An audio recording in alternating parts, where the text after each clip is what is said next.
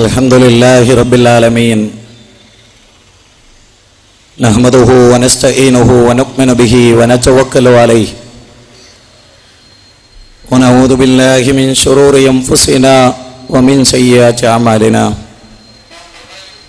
Man yahdihillahu fala mudilla lahu wa man yudlil fala hadiya lahu. Ashhadu an la ilaha illallah wahdahu la sharika lahu wa ashhadu anna Muhammadan abduhu wa rasuluhu.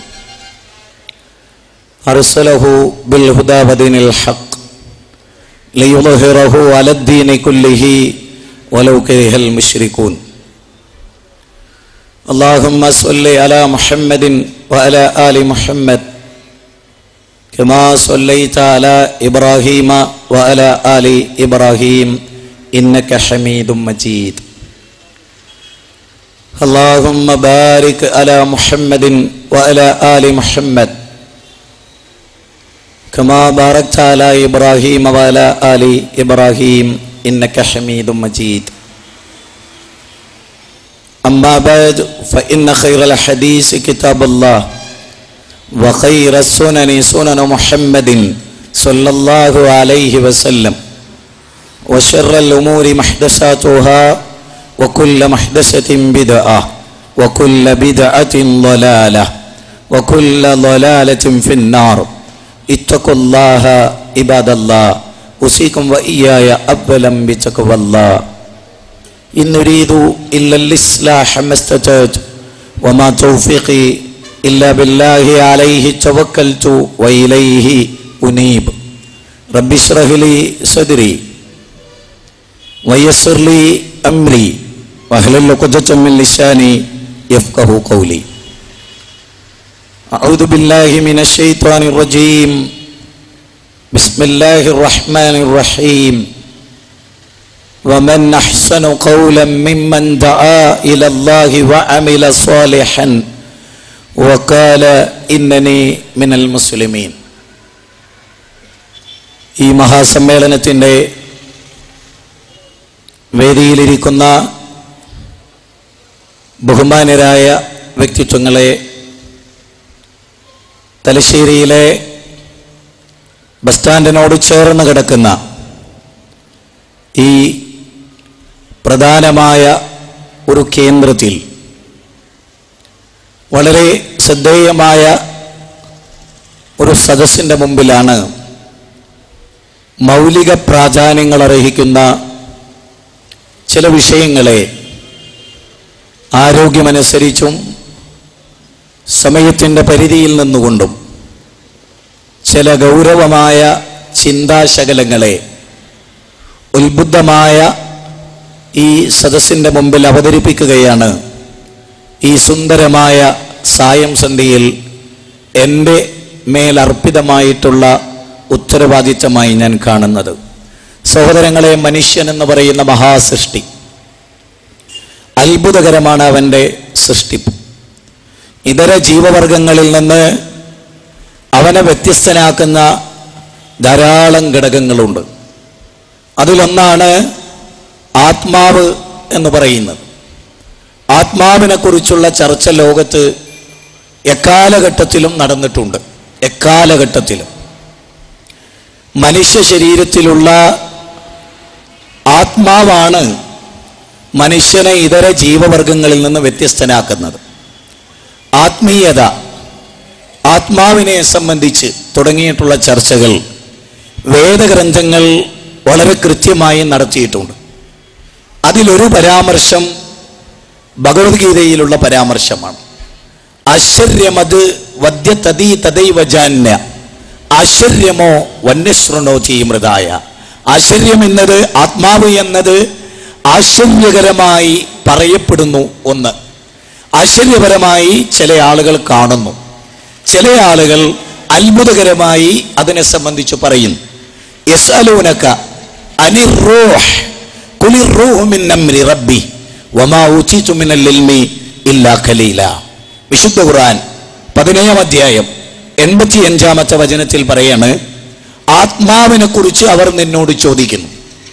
പറയുക പ്രവാചക, ആത്മാവിനെ കുറിച്ചുള്ള അറിവ് പടച്ച തമ്പുരാന് മാത്രമുള്ളതാണ്.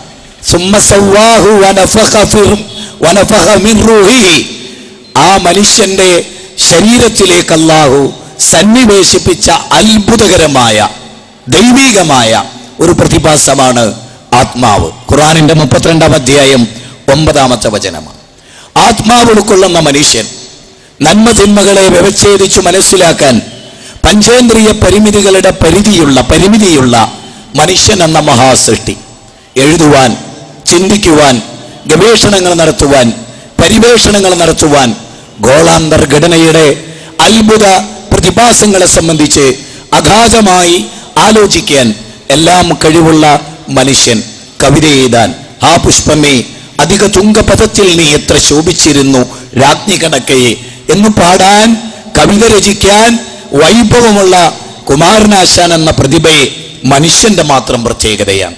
അതെ, ഇഷ്ടവധുവാം നിന്നെ സൂര്യൻ അണിയിച്ച ചിത്രപട കഞ്ചുകം തെല്ലൊന്നു നീക്കി നീ അരുളിയ മുലപ്പാൽ കുടിച്ചു തെഴുത്തവർക്കൊരു ദാഹമുണ്ടായി, ഒടുക്കത്തെ ദാഹം എന്ന് ONV കുറുപ്പ് ഭൂമിക്കൊരു ചരമഗീതം എഴുതി. അതെ, അമ്മിഞ്ഞ പാലോലം ചോരിവ കൊണ്ടാദ്യം അമ്മയെ തന്നെ വിളിച്ച കുഞ്ഞെ, മറ്റൊരു മാതാവ് കൂടിയുണ്ടൻ മകൻ ഉറ്റ വാത്സല്യമോടോമനിപ്പാനെന്ന് വൈലോപ്പള്ളി ശ്രീധരമേനോൻ കവിത എഴുതിയത് ഈ വൈഭവമാണ്. പർവ്വതക്കുറിച്ച്, ചന്ദ്രനെക്കുറിച്ച്, സൂര്യനെക്കുറിച്ച്, നക്ഷത്ര വ്യൂഹങ്ങളെ സംബന്ധിച്ച് പാടാനും എഴുതാനും വർണ്ണിക്കാനും ഗവേഷണം നടത്താനും പരിവേഷണം നടത്താനും കഴിവുള്ള ഏകവർഗം അതാണ് മനുഷ്യൻ. ആ മനുഷ്യൻ ഈ ലോകത്ത് ജന്തുജാലങ്ങളെപ്പോലെ ചത്തൊടുങ്ങുന്നൊരവസ്ഥാവിശേഷം അതുണ്ടാകാൻ പാടില്ല. മനുഷ്യൻ നാൽക്കാലികളെപ്പോലെ, പന്നിയെപ്പോലെ, കാളയെപ്പോലെ, പോത്തിനെപ്പോലെ, എലിയെപ്പോലെ, ഈയാമ്പാറ്റകളെപ്പോലെ, ഇഴജന്തുക്കളെപ്പോലെ ഈ മണ്ണിന്റെ ഭാഗമായി തീരുമെന്ന് പറയുന്നവരോട് വളരെ സുവ്യക്തമായ ഒരു ചോദ്യം. പിന്നെ എന്തിന് മനുഷ്യൻ വാചാലനായി? പിന്നെ എന്തിന് മനുഷ്യൻ പ്രഭാഷകനായി? പിന്നെ എന്തിന് മനുഷ്യൻ വിപ്ലവകാരിയായി? പിന്നെ എന്തിന് യൂണിവേഴ്സിറ്റികൾ നടത്തി? പിന്നെ എന്തിന് സ്കൂളുകൾ ഉണ്ടായി?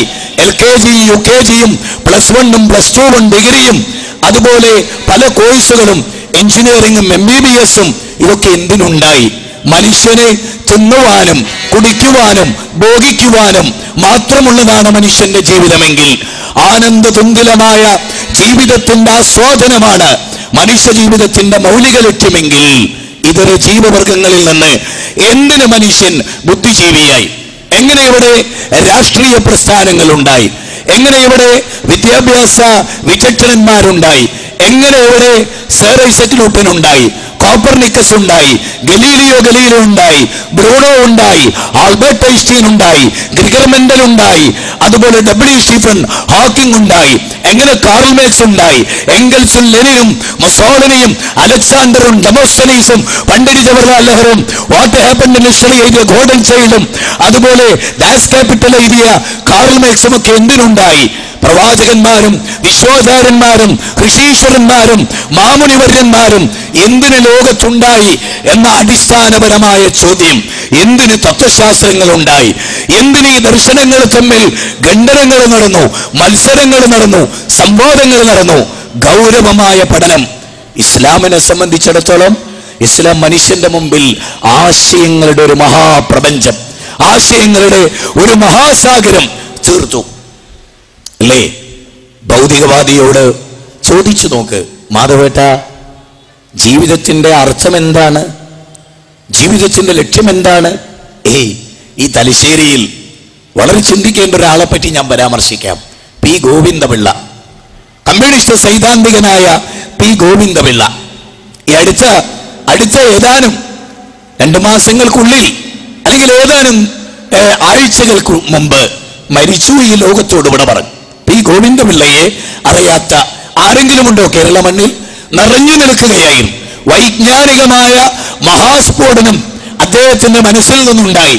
വായിച്ചവർക്ക് ഭൂതി തീരാത്ത, കേട്ടവർക്ക് ഭൂതി തീരാത്ത അനുഭവങ്ങളുടെ മഹാചരിത്ര സംഭവമായി P. ഗോവിന്ദപിള്ള. അദ്ദേഹം മരിച്ചുപോയി.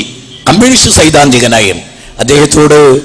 അദ്ദേഹത്തെ ഇന്റർവ്യൂ നടത്തിയപ്പോൾ ചോദിച്ചു, അല്ല, അങ്ങൊന്ന് പ്രത്യേകിച്ചൊരു മതവിശ്വാസിയുമല്ല, അങ്ങൊന്നൊരു പ്രത്യേക മതവിശ്വാസിയല്ല, പക്ഷേ അങ്ങൊരു മതം സ്വീകരിച്ചാൽ ഏത് മതമായിരിക്കും അങ്ങ് തിരഞ്ഞെടുക്കുക? ആരോടാ ചോദ്യം?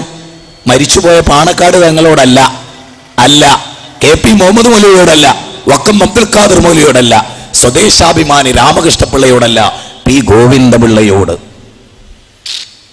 കമ്മ്യൂണിസ്റ്റുകാർക്ക് P ഗോവിന്ദപിള്ള ആരാന്ന് ഞാൻ പറഞ്ഞു കൊടുക്കേണ്ടതില്ല. ആ P ഗോവിന്ദപിള്ളയോട് ചോദ്യം, ഒരു മതം സ്വീകരിക്കുകയാണെങ്കിൽ താങ്കൾ ഏത് മതം സ്വീകരിക്കും? ഗോവിന്ദപിള്ള മറുപടി പറഞ്ഞു, പല കാരണങ്ങൾ വെച്ച് നോക്കുമ്പോ ഏറ്റവും സ്വീകാര്യമായ മതം ഇസ്ലാമാണ്. What is Islam? What is Islam? ലോകത്ത് ഏറ്റവും പല കാരണങ്ങളാൽ സ്വീകാര്യയോഗ്യമായ മതം അത് ഇസ്ലാമാണ് എന്ന് പറയുന്നത് മതാന്തത ബാധിച്ച ആളുകളല്ല, മതത്തിനെതിരെ ചിന്തിച്ച, മതം മനുഷ്യനെ മയക്കുന്ന കറുപ്പെന്ന് വിശ്വസിച്ച, മരണാനന്തര ജീവിതമില്ലെന്ന് വിശ്വസിച്ച P ഗോവിന്ദപിള്ള. തീർന്നില്ല. രണ്ടാമതായി, പുണ്യഗ്രന്ഥങ്ങളിൽ ഏറ്റവും ശ്രേഷ്ഠമായ ഗ്രന്ഥം ഏതാണ് എന്ന ചോദ്യത്തിന് P ഗോവിന്ദപിള്ളയുടെ മറുപടി അത് ഹോളി ഖുർആൻ, വിശുദ്ധ ഖുർആൻ. വേദഗ്രന്ഥങ്ങളുടെ ലാസ്റ്റ് എഡിഷൻ, പൂർവ്വവേദങ്ങളെ പ്രൊട്ടക്ട് ചെയ്ത ഗ്രന്ഥം. ഋഗ്വേദം, സാമവേദം, അഥർവവേദം, യജുർവേദം, 108 സുപ്രധാനമായ ഉപനിഷത്തുക്കൾ, ദശോപനിഷത്തുക്കൾ, ഈശാവാശോപനിഷത്ത്, ബൃഹദാരണ്യകോപനിഷത്ത്, മുണ്ടകോപനിഷത്ത്, കഠോപനിഷത്ത്, ശ്വേതരോപനിഷത്ത്, തൈത്രിയോപനിഷത്ത്, ആരണ്യകങ്ങൾ, ശ്രുതികൾ, സ്മൃതികൾ, വേദസംഹിതകൾ, ഓൾഡ് ടെസ്റ്റമെന്റുകൾ, ന്യൂ ടെസ്റ്റമെന്റുകൾ, സെന്നവസ്തും തെൽമൂദും, വേദസംഹിതകൾ, അതിന്റെ ഒടുവിലത്തെ ഗ്രന്ഥം, ലോകത്തിന്റെ ചരിത്രത്തിൽ തുല്യതയില്ലാത്ത മാനവ പരിവർത്തനത്തിന് പടപ്പാട്ടൊരുക്കിയ ലാസ്റ്റ് എഡിഷൻ വിശുദ്ധ ഖുർആൻ. വിശുദ്ധ ഖുർആൻ ദ 100 ബൈ മൈക്കൽ ചാട്ടിന്റെ ഗ്രന്ഥത്തിൽ പ്രൊഫറ്റ് മുഹമ്മദ്, ലോകത്തെ നയിച്ച വിശ്വാചാര്യൻ മുഹമ്മദ് സല്ലല്ലാഹു അലൈഹി വആലിഹി വസല്ലം. അപ്പൊ ഇവിടെ ആകാശം നോക്ക്, ആകാശത്തിന്റെ അനന്തത നോക്ക്, അമ്പിളിക്കല നോക്ക്, അർദ്ധവൃത്താകൃതിയുള്ള അമ്പിളിക്കലയെ നോക്ക്. ആരാ ഇതിനെ സംവിധാനിച്ചത്? വകുല്ലും ഫീ ഫലകിൻ യസ്ബഹൂൻ വൽ ഖമറു ഖദ്ദർനാഹു മനാസില. ചന്ദ്രനുമുണ്ട് അതിന്റെ വൃത്തിക്ഷയങ്ങൾ. ആകാശമേലാപ്പിൽ അരിമണികൾ വാരി വിതറിയ പോലെ നക്ഷത്രങ്ങൾ, ക്ഷീരപഥങ്ങൾ, മിൽക്കി വേ. എന്താ അത്? ഇതൊക്കെ ആരാ സൃഷ്ടിച്ചത്? എല്ലാവർക്കും പറയാം, യാദൃശ്ചികതയാണ്, താനേ ഉണ്ടായതാണ്. പക്ഷേ ബുദ്ധിയുള്ളവരാരും അത് അംഗീകരിക്കില്ല. ഒരു മുട്ടുസൂചി താനുണ്ടായതെന്ന് പറഞ്ഞാൽ ആരോട് സ്വീകരിക്കുക? ആരോട് അംഗീകരിക്കുക? ചുരുങ്ങിയത് 6 സംഭവങ്ങൾ കൂടി ചേരണം. ഒന്ന്, ആ മുട്ടുസൂചി ഉണ്ടാക്കാൻ ആവശ്യമായ മെറ്റീരിയൽസ്. 2, വൈദ്യുതി, ആവശ്യമായൊരു മെത്തേഡ്. 4, അതിനാവശ്യമായ സംവിധാനങ്ങൾ, തൊഴിലാളികൾ. എന്തെല്ലാം കൂടി ചേരണം ഒരു മുട്ടുസൂചി കടയിലെത്താൻ? നിസ്സാരമായ ഒരു മുട്ടുസൂചി, കർട്ടനിൽ കുത്തുന്ന ഒരു മുട്ടുസൂചി രൂപപ്പെടാൻ എന്തൊക്കെ വേണം? എന്തൊക്കെ വേണം? അതെ, 15 കോടി കിലോമീറ്റർ അകലെ സൂര്യൻ അത്ഭുതമാണ്. 15 കോടി കിലോമീറ്റർ അകലെ സൂര്യൻ, 13.5 ലക്ഷം ഭൂമി ഒതുക്കി വെക്കാൻ വ്യാപ്തിയുള്ള സൂര്യൻ, സൂര്യന്റെ വികാസം എത്രയാണ്? അഥവാ സൂര്യനിൽ ഇന്ന് ഭൂമി ഒരു പൊട്ടുപോലെ സൂര്യനിൽ ഒരു ഭൂമി കൊണ്ടുവച്ചാൽ ഒരു പൊട്ടുപോലെ നിൽക്കുന്ന ഈ ഭൂമി, അതിന്റെ 13.5 ലക്ഷം ഭൂമി ഒതുക്കി വെക്കാൻ വ്യാപ്തിയുള്ള സൂര്യൻ. ആ സൂര്യനെ സംവിധാനിച്ചതിന്റെ പിന്നിൽ ഒരു സൃഷ്ടാവില്ലെന്ന് പറയാൻ നാവ് ചലിക്കുന്നവരോട് നിങ്ങളൊന്ന് വിനയപ്പെടണം, നിങ്ങളൊന്ന് വിനീതമാവണം. കാരണം സൂര്യനെ കുറിച്ച് മാത്രം പഠിക്ക്, അത്ഭുതമാണ്. ومن آياته الليل والنهار والشمس والقمر لا تسجدوا للشمس ولا للقمر. സൂര്യൻ, ചന്ദ്രൻ, ആകാശം, ഭൂമി, രാവ്, പകല്, ഇതൊക്കെ ദൈവത്തിന്റെ ദൃഷ്ടാന്തത്തിൽപ്പെട്ടതാണ്. രാവ് റൊട്ടേറ്റ് ചെയ്തു, പകല് റൊട്ടേറ്റ് ചെയ്തു. ومن آياته الليل والنهار والشمس والقمر. സൂര്യൻ, ചന്ദ്രൻ, രാവ്, പകല്, ആകാശം, ഭൂമി, സാഗരം, കാട്ടാറുകൾ, കാനനങ്ങളിൽ ഗർജിക്കുന്ന സിംഹങ്ങൾ, ആകാശവിഹായസിൽ വട്ടമിട്ട് പറക്കുന്ന പറവകൾ, എല്ലാം സൃഷ്ടിച്ച് സംവിധാനിച്ച അജയ്യനായ ഒരു പടച്ചതമ്പുരാൻ, ലോകത്തിന്റെ സൃഷ്ടാവ് മറന്നിരിക്കുന്നു. എല്ലാവരും, മതമുള്ളവരും ഇല്ലാത്തവരും അല്ലേ? പ്രതീക്ഷയോടുകൂടി കടന്നു വന്ന മതനവോത്ഥാന പ്രസ്ഥാനങ്ങൾ എന്തേ സംഭവിച്ചത്? എല്ലാവർക്കും എന്തു പറ്റി? ആരാ അവിടെ മാതൃക? ആരെയാ ജനം മാതൃകയാവുക? ആരുണ്ട് ഇവിടെ ഒരു റോൾ മോഡൽ? രാഷ്ട്രീയത്തിലുണ്ടോ? മതത്തിലുണ്ടോ? പാവപ്പെട്ടവരെ ചൂഷണം ചെയ്ത അനുഭവങ്ങളല്ലേ അത്? 1001 രൂപ വീതം ലക്ഷക്കണക്കിന് സമസ്തക്കാരുടെ കൈകളിൽ നിന്ന് മുടിപ്പള്ളി ഉണ്ടാക്കാൻ പണം വാങ്ങി. അവരെ മുമ്പിൽ വെച്ച് കാന്തപുരം പറഞ്ഞു കളഞ്ഞു, ഞാൻ വാങ്ങിയിട്ടില്ല. കാന്തപുരം പറഞ്ഞു കളഞ്ഞു 1001 രൂപ വീതം ലക്ഷോപലക്ഷം വരുന്ന കേരളത്തിലും വിവിധ സ്റ്റേറ്റുകളിൽ മലയാളികളും അല്ലാത്തവരോടും എല്ലാം വാങ്ങി. എന്നിട്ട് മെനയാന്ന് പറയുന്നു, ഞാൻ ആരോടും വാങ്ങിയിട്ടില്ല. അത് വായിച്ചവരും കൊടുത്തവരും മനസ്സ് അത് കൊടുത്തവരെന്താ പറയാ? സംഗതി മുജാഹിദുകൾ പറഞ്ഞ ഇത് പെരുങ്കള്ളനല്ലേ? കാന്തപുരം ഉസ്താദ് കള്ളനല്ലേ? ചതിക്കുക, വഞ്ചിക്കുക, പാവപ്പെട്ടവരുടെ വിശ്വാസത്തിന്റെ മനോഗതിയെ ചൂഷണം ചെയ്യുക. നിർത്താറായില്ലേ ഇത്? മതക്കാർക്കും രാഷ്ട്രീയക്കാർക്കും നിർത്താറായില്ലേ? പാവപ്പെട്ടവരെ ചൂഷണം ചെയ്ത് ജീവിക്കുന്നത് അവസാനിപ്പിക്കാറായില്ലേ?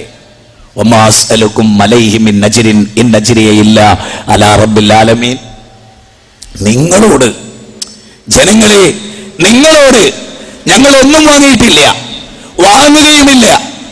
നിങ്ങളോട് ഞങ്ങൾക്കൊന്നു പറയാനുണ്ട്. ഈ ലോകത്തെ സംവിധാനിച്ചൊരു നായകനുണ്ട്, ഒരു സുഖാവുണ്ട്, ലോകത്തിന്റെ തമ്പുരാൻ. അവനെ മാത്രം ആരാധിക്കുക. വളരെ ക്ലിയറാണ്. പക്ഷെ ജീവിതത്തിൽ മനുഷ്യരിങ്ങനെ ഓടുകയാണ് ഭൗതിക പ്രമത്തതയിൽ, ഭോഗപരതയിൽ, ആർത്ത് സന്തോഷിച്ച് ആനന്ദിച്ച് സമ്പത്ത് പൊട്ടിച്ച് തകർത്ത് മിനുങ്ങി എല്ലാം ഈ ലോകത്തോടുകൂടി കിട്ടി അവസാനിക്കുമെന്ന വിചാരത്താൽ അങ്ങനെ നിൽക്കുമ്പോ സ്വാഭാവികമായി മർമ്മമായ ചോദ്യം, മരണത്തോടുകൂടി ഈ ജീവിതം അവസാനിക്കും. ഒരു ഹൈന്ദവ സഹോദരൻ 3 ദിവസങ്ങൾക്ക് മുമ്പ് എന്നെ വിളിച്ചിട്ട് പറഞ്ഞു, ഞാൻ നിങ്ങളുടെ ക്ഷേത്രത്തിലെ ഒരു കേസറ്റ് കേട്ടു. ഭഗവത്ഗീതയിൽ 2-ാം അധ്യായത്തിലെ ഒരു ശ്ലോകത്തിന്റെ ആശയം കേട്ടു. മഹാഭാരത യുദ്ധത്തിൽ അർജുന, നീ കൊല്ലപ്പെട്ടാൽ നിനക്ക് സ്വർഗത്തിൽ പോകാം എന്ന് നിങ്ങൾ പറയുന്നുണ്ട്. അത് ശരിയല്ല. അങ്ങനൊരു ആശയം ഗീതയിലില്ല. ഞാൻ പറഞ്ഞു, നിങ്ങൾ ഒന്നെങ്കിൽ എൻ്റെ പ്രസംഗം കേട്ടിട്ടില്ല, അല്ലെങ്കിൽ നിങ്ങൾ ഗീത വായിച്ചിട്ടില്ല. രണ്ടാലൊന്ന് സംഭവിച്ചു. ഞാൻ അയാൾക്ക് പറഞ്ഞു കൊടുത്തു, ഹതോവ പ്രാപ്സ്യസി സ്വർഗം ജിതോവാ ഭോക്ഷ്യസേ മഹീം തസ്മാ ദുത്തിഷ്ഠ കൗന്ദേയ യുദ്ധായ കൃതദീക്ഷയ. 18 അധ്യായമുള്ള ഗീതയിലെ 2-ാം അധ്യായം 37-ാമത്തെ വചനമാണ്. അർജുനൻ പറഞ്ഞു, ഞാൻ യുദ്ധം ചെയ്യില്ല. മഹാഭാരത യുദ്ധത്തിന്റെ പശ്ചാത്തലത്തിൽ ശ്രീകൃഷ്ണനോട് പറഞ്ഞു, അശ്വത്ഥമാവ്, ദ്രോണാചാര്യർ, ഭീഷ്മാചാര്യർ, കവചകുണ്ടലം അനുഗ്രഹമായി ലഭിച്ച കർണൻ, ഞാൻ അവരൊക്കെ എനിക്ക് വേണ്ടപ്പെട്ടവരാണ്, ഞാൻ അവരോട് യുദ്ധം ചെയ്യില്ല. അപ്പൊ ശ്രീകൃഷ്ണൻ പറയാൻ, ഇത് ചുമ്മാ ഉള്ള യുദ്ധമല്ല, ധർമാധർമ്മ യുദ്ധമാണ്. ഈ ധർമായുദ്ധത്തിൽ നീ കൊല്ലപ്പെട്ടാൽ നിനക്ക് സ്വർഗത്ത് പോകാം. ഹതോവ പ്രാപ്സ്യസി സ്വർഗം എന്ന പരാമർശം, സ്വർഗമുണ്ട് എന്ന പരാമർശം. സ്വർഗവും നരകവും ഉണ്ട് മനുഷ്യരെ എന്നാണ് നിങ്ങളോട് ഞങ്ങൾക്ക് പറയാനുള്ളത്. ആ സ്വർഗവും നരകവും മനുഷ്യന് വേണ്ടി അല്ലാഹു സംവിധാനിച്ചു വെച്ചു.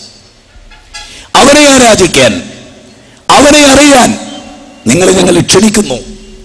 ലോകത്തിന്റെ സൃഷ്ടാവിനെ അറിയാൻ തലശ്ശേരിയിൽ എന്റെ പ്രസംഗം കേൾക്കുന്നവരെ ക്ഷണിക്കുന്നു.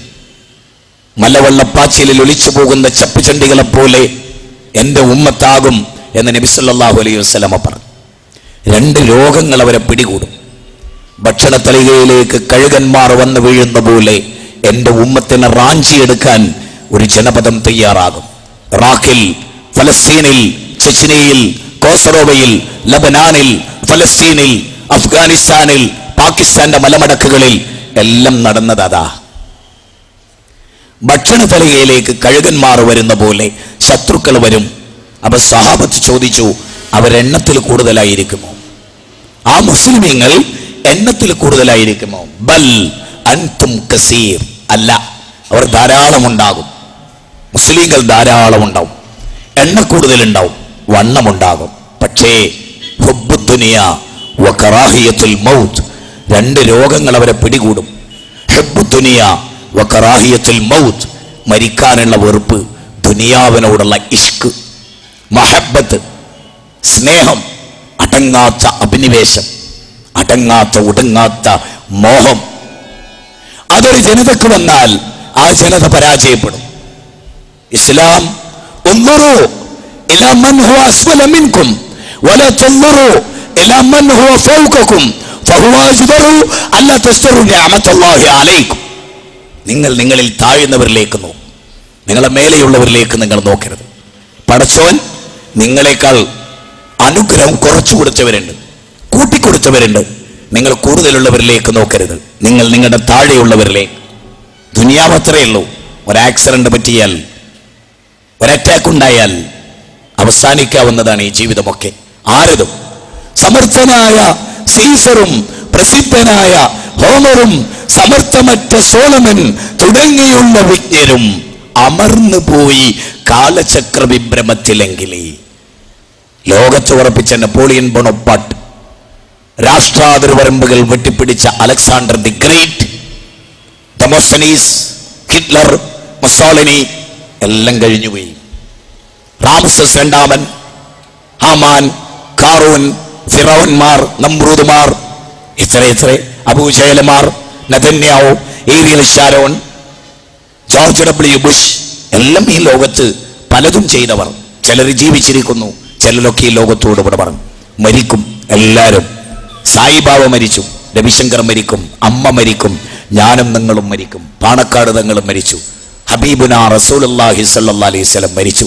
പിന്നെയല്ലേ ലോകത്തെ ഏറ്റവും നല്ല ഇഷ്ടപ്പെട്ട മനുഷ്യൻ, മനുഷ്യരിൽ ഏറ്റവും ഉത്തമൻ.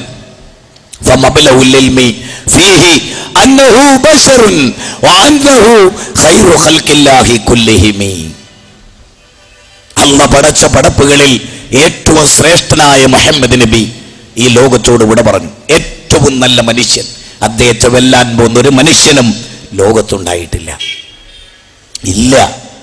അതൊരു സത്യമാണ്, ലോകത്താർക്കും അവകാശപ്പെടാനില്ല. അതൊരു വ്യക്തിത്വം. മദ്യമുക്തമായ ഒരു ലോകം ഭരിച്ച ഒരേ ഒരു മനുഷ്യൻ, പലിശമുക്തമായ ഒരു രാജ്യം ഭരിച്ച ഒരേ ഒരു മനുഷ്യൻ, വേശ്യാലയമില്ലാത്ത, പലിശാലയമില്ലാത്ത രാജ്യം ഭരിക്കാൻ സൗഭാഗ്യം കിട്ടിയ ഒരു പ്രൊഫറ്റ് മുഹമ്മദ് സല്ലല്ലാഹു അലൈഹി വസല്ലം. ഒരു കമ്മ്യൂണിസ്റ്റ് ദാർശനികനും ഒരു കോൺഗ്രസ് നേതാവിനും മഹാത്മാഗാന്ധിയുടെ സ്വപ്നമായിരുന്നു മദ്യമുക്തമായ ഇന്ത്യ. ഇന്ന് മഹാത്മാഗാന്ധി തിരിച്ചു വന്നാൽ നെഞ്ചു പൊട്ടി രക്തം മൂക്കിലൂടെ ചീറ്റി കേരള ജനതയെ കണ്ട് മരിച്ചു. അദ്ദേഹത്തിന്റെ പ്രസ്ഥാനക്കാരെ കണ്ടിട്ട് വരെ ഹൃദയം പൊട്ടിപ്പോയി.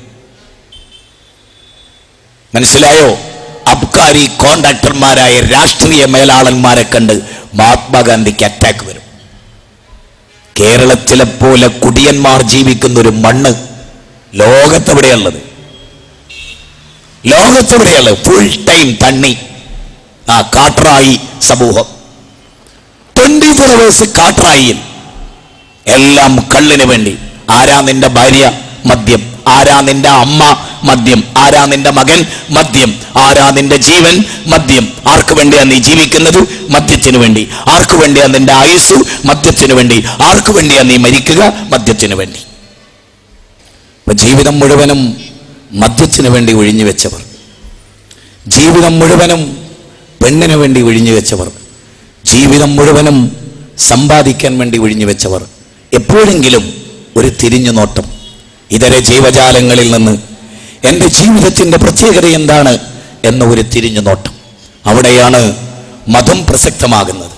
ആരാണ് മനുഷ്യൻ എന്ന ചോദ്യത്തിന് ഭൗതികവാദികൾക്ക് മറുപടിയില്ല, കഴിയില്ല അവർക്ക്. മനുഷ്യന് ജന്തുലോകത്തിന്റെ വില നൽകാൻ കഴിയാത്തവർക്ക് ഒരിക്കലും സാധ്യമല്ലാതെ. ചോദിച്ചു നോക്ക് നിങ്ങൾ, ഞാനും നായും തമ്മിൽ മരിച്ചാൽ എന്താ വ്യത്യാസം? എന്റെ കൂട്ടിൽ കെട്ടിയ ഊട്ടിയിലെ പട്ടി ചത്താൽ ഞാനും ചത്താൽ എന്താണ് വ്യത്യാസം?